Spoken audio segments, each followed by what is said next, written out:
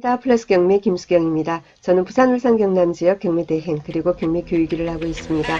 오늘 재경매 사건 한번 같이 보려고 합니다. 입찰 날짜는 4월 27일이고요. 4월 27일 그리고 대전지방법원 천안지원 사건입니다. 천안시 서북구 쌍용동에 있는 주공 7단지 아파트고요. 감정가 1억 200에서 24%까지 떨어져 있습니다. 올 1월 13일 날 많이 떨어져 있을 때 이때도 3,498만 6천 원일 때 두 사람이 입찰을 해가지고 한 사람이 4,124만 5천 원에 낙찰을 받았는데 잔금 미납을 했습니다. 같이 한번 살펴보려고 합니다. 어떻게 된 건지.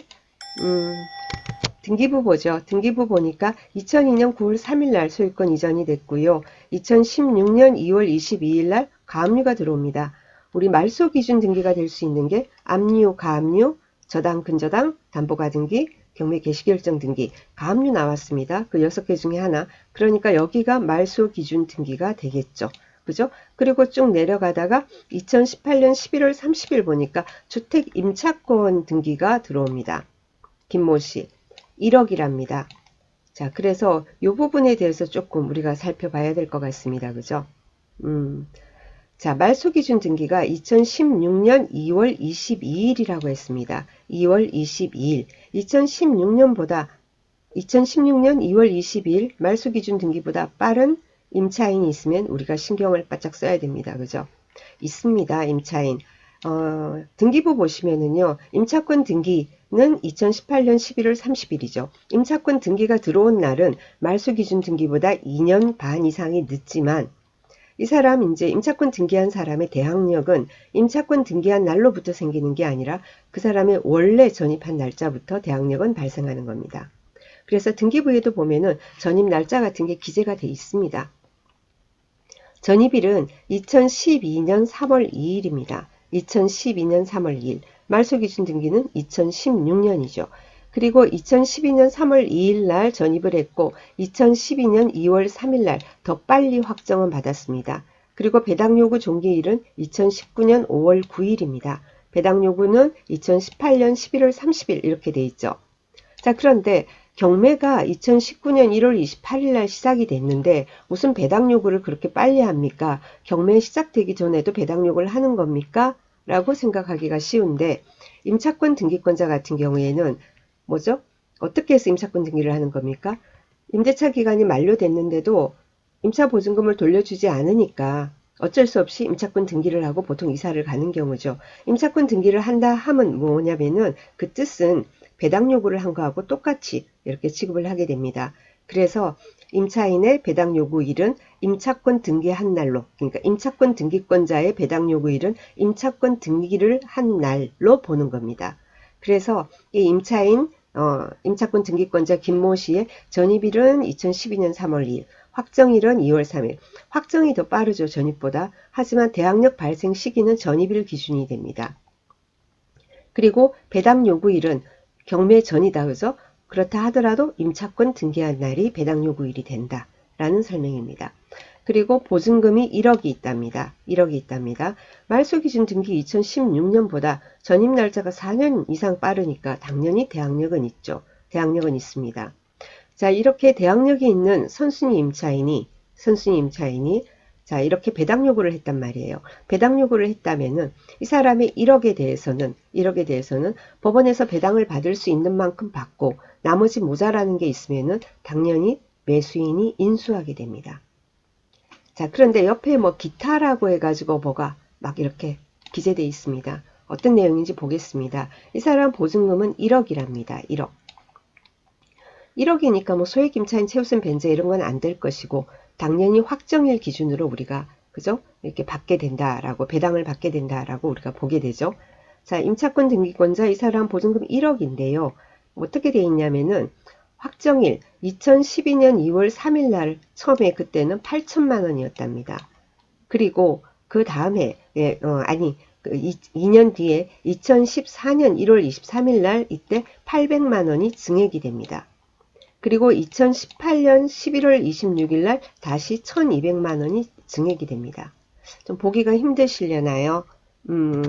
그러면은 매각물건 명세서로 다시 한번 보겠습니다. 화면이 좀 크니까.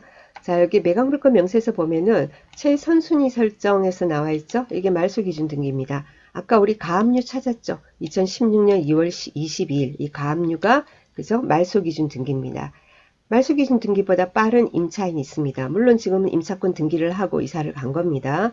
여기 보니까 임대차 기간은 뭐 3월 2일부터다 이런 말이 쭉 나오고요. 그리고 뭐가 나오냐면 여기 배당 요구 그죠? 여기가 없다 그죠? 여기가 없죠. 하지만 임차권 등기권자는 임차권 등기한 날을 배당 요구한 날로 본다라고 했습니다.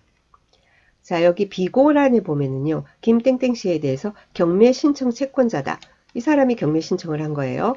자, 그리고 임차 보증금은 1억입니다. 자, 1억 중에서 2012년 2월 3일자는 8천만 원. 그리고 증액된 800만 원. 800만 원은 2014년. 그리고 1200만 원은 2018년. 이런 식으로 돼 있다라고 비고란에 나와 있습니다.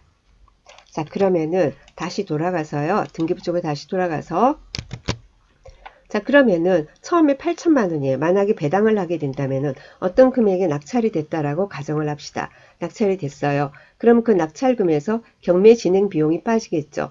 그리고 뭐 당해세라든가 뭔가 그런 게 있으면은 먼저 나갈 수도 있겠죠. 그죠? 먼저 나갈 수도 있겠죠. 알 수 없지만.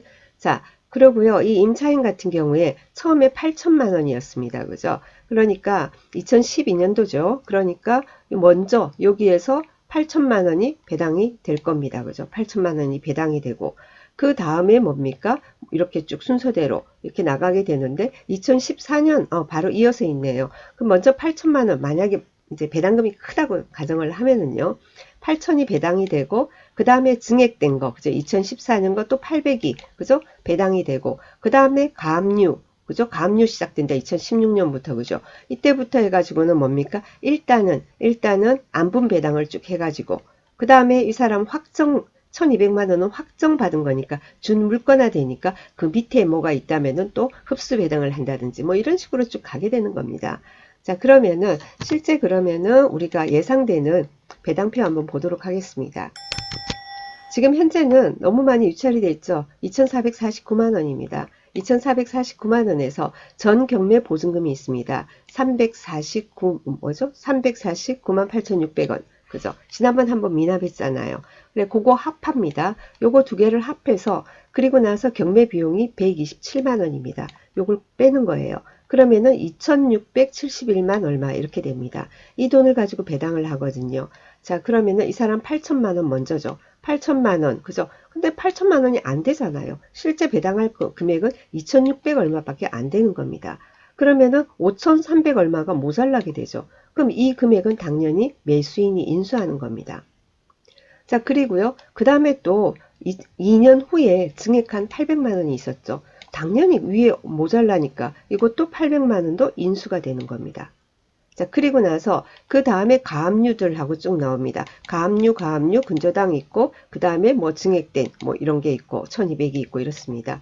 그런데 뭐 남는 게 있어야지 이거 가지고 뭐 안분 배당, 흡수 배당 이런 걸 해볼 텐데 없어요. 그렇기 때문에 1200에 대해서도 전혀 배당이 없죠.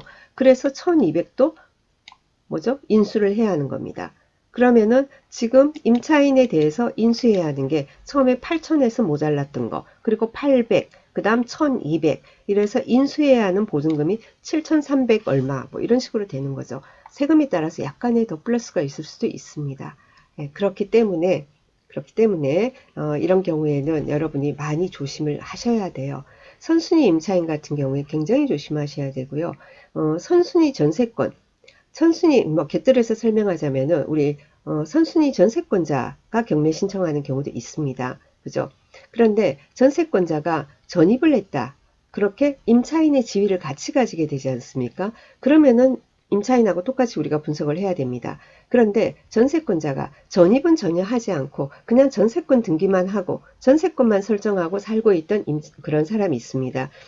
자, 그런 경우에 보증금을 되돌려 받지 못해 가지고는 뭐 경매 신청을 그죠? 선순위 전세권자가 본인이 한다라든지 그랬을 때 전입을 안 했을 때예요. 그때는 신경을 안 쓰셔도 돼요. 그때는 임차인의 지위가 아니고 전세권자의 지위만 있을 때는 그 사람이 이제 선순위 전세권자가 예를 들면 다른 채권자가 경매 신청을 하고 다른 채권자가 경매 신청을 하고 본인이 배당 요구를 안 한다. 그러면 선순위 전세권자의 보증금을 떠안아야 되지만 선순위 전세권자 본인이 경매 신청을 했을 때, 자, 그럴 때는 뭐 배당될 만큼 되고, 그죠? 모자라더라도 그거대로 소멸되는 겁니다. 그렇기 때문에 여러분 말소기준 등기 공부하실 때 이런 말 하죠. 뭐 저당, 근저당, 압류, 가압류, 담보가 등기, 경매 개시 결정 등기하고 나서 뭐라고 그래요? 전세권도 그 본 부동산 전부에 대해서 절정한 그 전세권자도 말소기준 등기가 될 수 있다. 그 말이 그래서 나오는 말입니다. 전입신고는 하지 않은, 임차인의 지위는 가지지 않은 단순한 전세권자인 경우에는, 그죠? 배당되고 미배당분이 있더라도 매수인이 인수하지 않습니다. 그런데 선순위 전세권자가 배당 요구를 안 했다. 그러면 인수하는 겁니다. 전세권도 조금 정리를 해봤습니다. 자, 즐거운 하루 보내시고요.